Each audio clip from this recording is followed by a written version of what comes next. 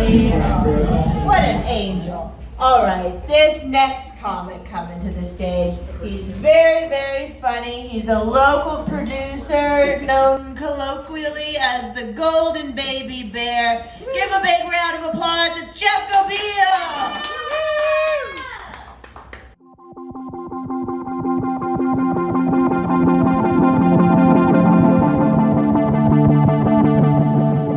What's up, Club Happenings? Club Happenings on a Thursday. Yeah. I got a friendship tattoo with a guy who I'm not even friends with no more. He got a duck with a top hat, and it's twirling a cane. And I got a broken heart with a top hat, and it's twirling a cane. I'm recording tonight. I gotta do this neurodivergent clean set. But don't worry, I'm gonna edit in so many laughs. You guys, I'm fucking killing it right now. You guys have no idea. You guys are also the crowd at the Oscars, and Will Smith is coming to slap me right now. He's running up. You guys know what Blue Monday is? Yeah. Blue Monday, third Monday of January every year, is the most depressing day of the year. And I think that depression's following me a little bit. Because today, I made like 12 suicide jokes and no one checked in on me. I've made 13 suicide jokes and no one's checked in on me. Let me apologize for the energy right off the top. I had a long day at work.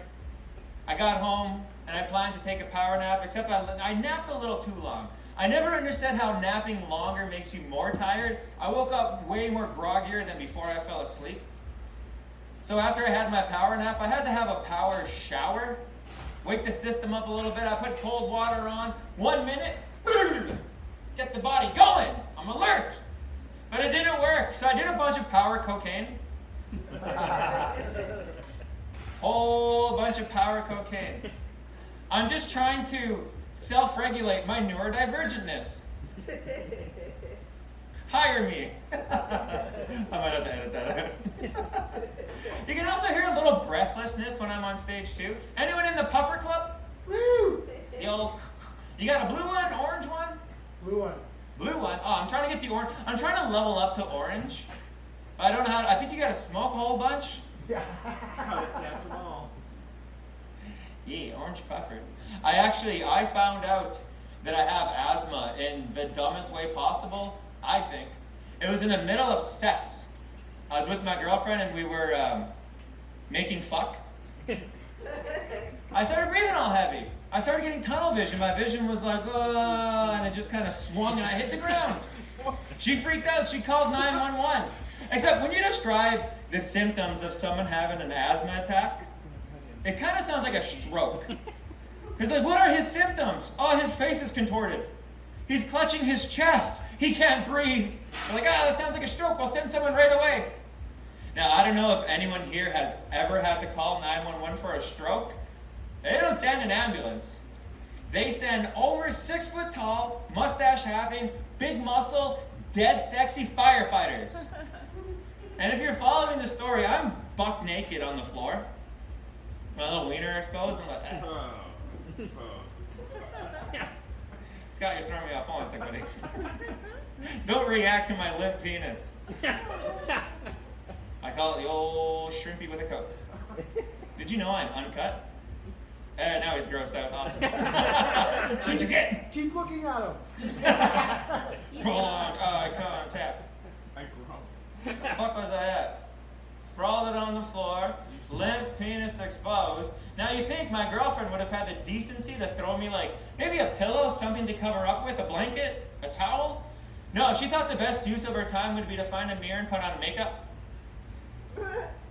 She's like, oh, firefighters are coming. I've never seen this. She put blush on her cleavage. Dude, I thought that was so hot. But I was also like dying on the floor.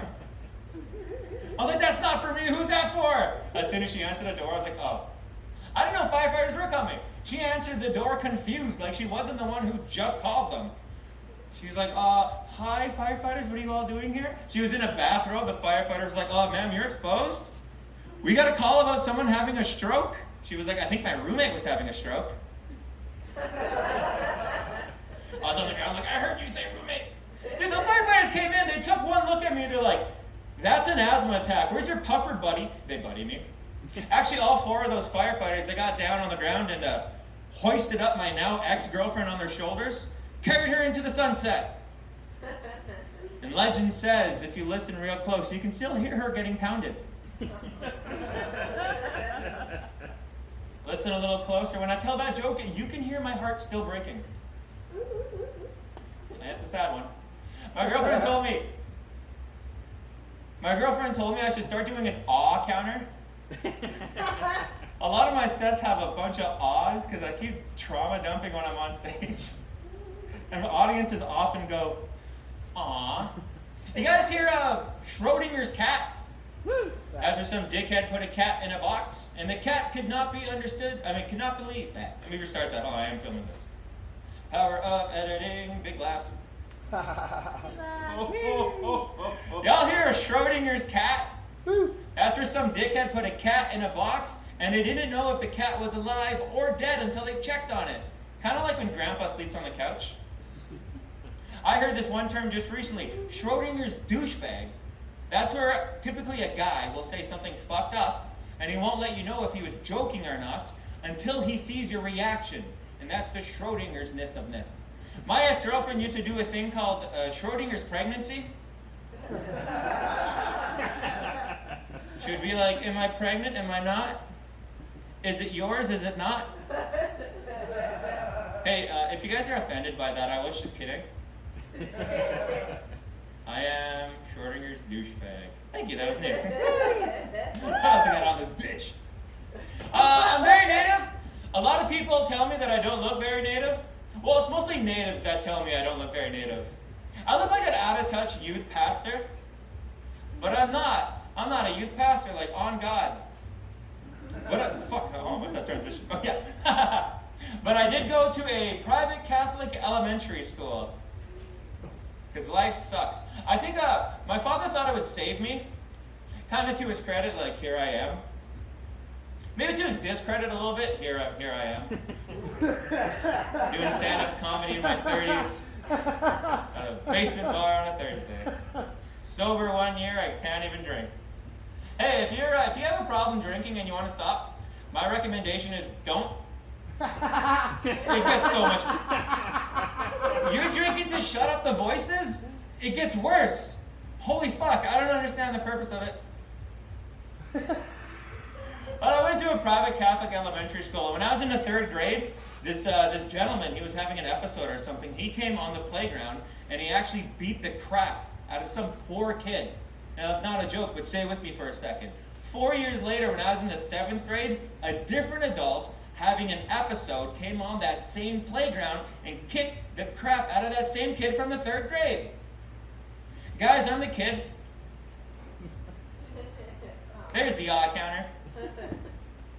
I want to turn some of my traumas and some of my stories into these big bangers of a joke so I can share them, laugh, and heal. So I talked to a better comic than I am, and I was like, how do I turn this story, this trauma into a joke and maybe tell a lot of people?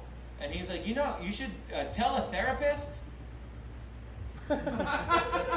So obviously, don't go to a poor, unassuming audience and just trauma dump your bullshit on them. I actually went to a private Catholic high school as well, because life continues to suck. When I was in the high school, it was in the 12th grade. When I was in the 12th grade, the principal finally decided, let's honor all the Native kids in our school. All the Native kids, all 6 of us. And even when I say all 6 of us, it was me, it was my 2 sisters, my 2 cousins, and then this flying Inuit chick. She was pretty cool, she just liked to hang out. They decided to honor us by bringing us to a rap show. It stereotyped the hell out of us. I had to go home that day from school being like, hey Dad, guess what? We got to miss school. My dad was like, what the hell? And I was like, yeah, the principal took us to a rap show. He freaked out. He's like, I'm going to go down there, I'm going to talk to them, set them straight. There was a bit of egg on my face when I had to tell my dad, we had a blast. That was the best time. Sometimes stereotypes are just correct. The following week, the principal wanted to continue to honor all the Native kids, so he took us all to a 7-Eleven. That's what you guys laugh at? I finally found them. No, he took us to a 7-Eleven. He's like, go enjoy some Slurpees. Don't steal. Fuck him, because I did steal. I still steal to this day. It's just like, now it's out of necessity. Because if you think I got $8 for eggs, you're out your goddamn mind. Am I the only one who gets offended when I'm not followed around a Shoppers Drug Mart? I'm like, I'm here to validate my native. What the fuck? Why won't you follow me? He's like, look, it's not that you don't look native, Jeff. Security knows my name. He's like, it's not that you don't look native, Jeff. It's just you're an adult now. We don't do these things. I'll leave you all on this one. My life advice that I have for everyone is, if you have the opportunity to grow up native, like if you had a chance to do it again, do it. Because I enjoyed it thoroughly. I think it's because I found all the native girls very sexy in that traditional garb they all wear. The basketball shorts. It just gets me going. Thank you very much. I've been Jeff.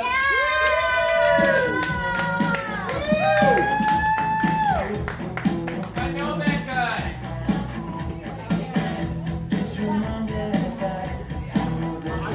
Junko Beal, everybody. Wow, I love that was your clean set. You're gonna have to edit in a few awoogas over some of those